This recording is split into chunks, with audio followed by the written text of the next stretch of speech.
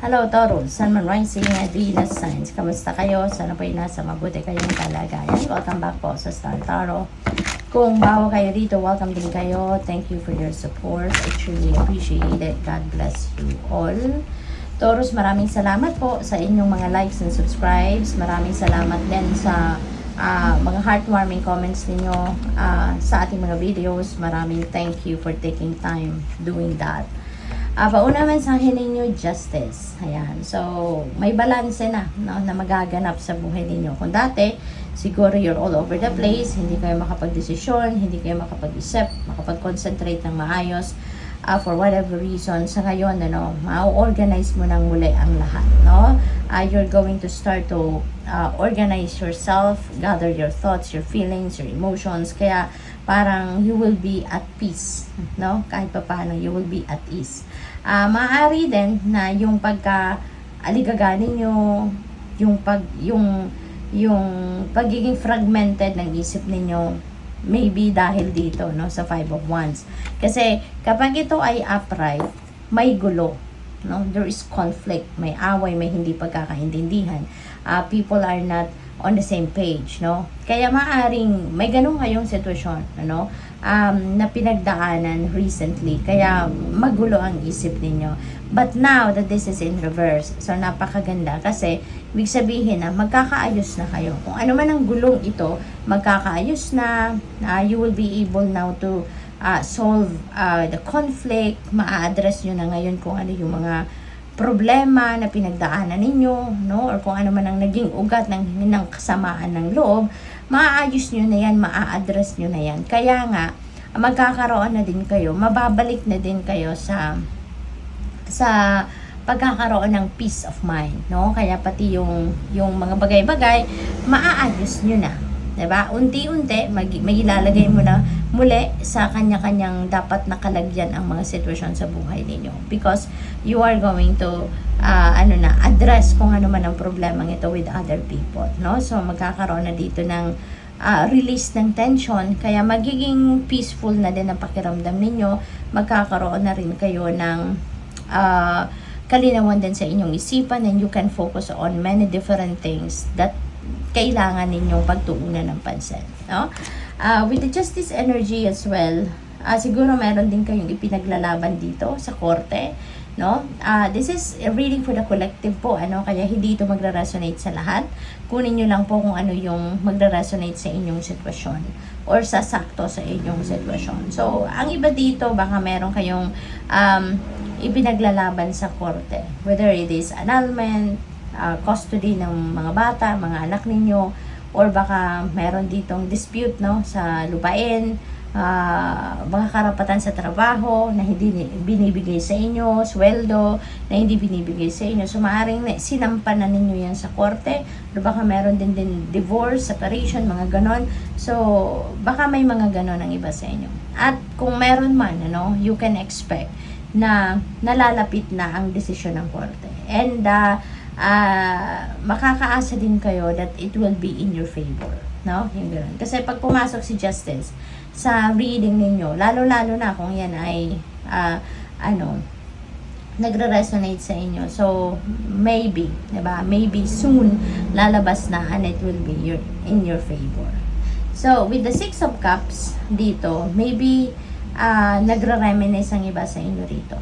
Parang meron ditong nalulungkot, meron ditong nakakamiss ng mga mahal ninyo sa buhay, mga anak ninyo, magulang ninyo, partner ninyo, asawa ninyo, boyfriend, girlfriend, no? Siguro magkalayo kayo geographically, no? Dahil siguro sa trabaho, business, or pag-aaral, or for whatever reason.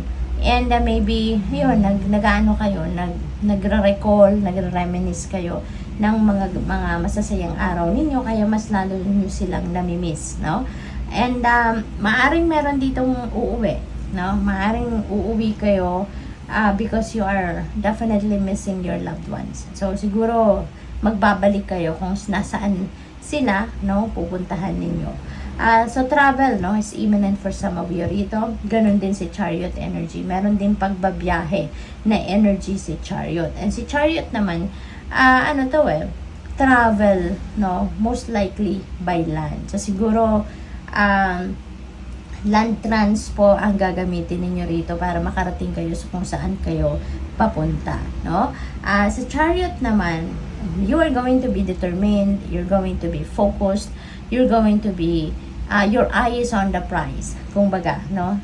Meron siguro kayo ditong goal na gusto ninyong ma-achieve, meron kayo ditong pangarap, heart's desires na gusto ninyong marating, and magtatagumpay kayo dyan, no? Of course, kailangan ninyo mag-effort, no? But definitely, yung effort will pay off kasi pagtatagumpayan ninyo yan, no? The moon energy, sinasabi nandito sa inyo na pay attention kayo sa inyong intuition, pay attention kayo sa inyong mga dreams, kasi yung guidance ng Panginoon dumadaan doon sa ngayon, no? Binibigyan kayo siguro dito ng mga impormasyon sa inyong panaginip, no? Kaya importante na nagpe-pay attention din kayo sa mga elemento na nakikita ninyo sa inyong panaginip, because yun ang mensahe para sa inyo. Yun ang gabay para sa inyo ng Panginoon. Okay?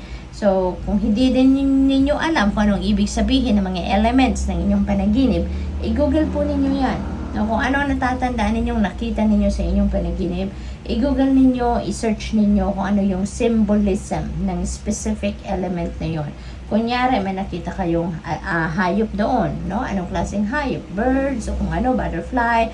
So, kung ano man, no? Kulay, kung may natatandaan kayong kulay, di ba? Or kung ano yung mga striking talaga na elements ng panaginip ninyo, write them down on paper at i-google ninyo, i-search ninyo kung ano yung symbolism ng mga yon. Kasi that could be your reference, no, sa mga future journey ninyo or sa mga current na nangyayari sa buhay ninyo.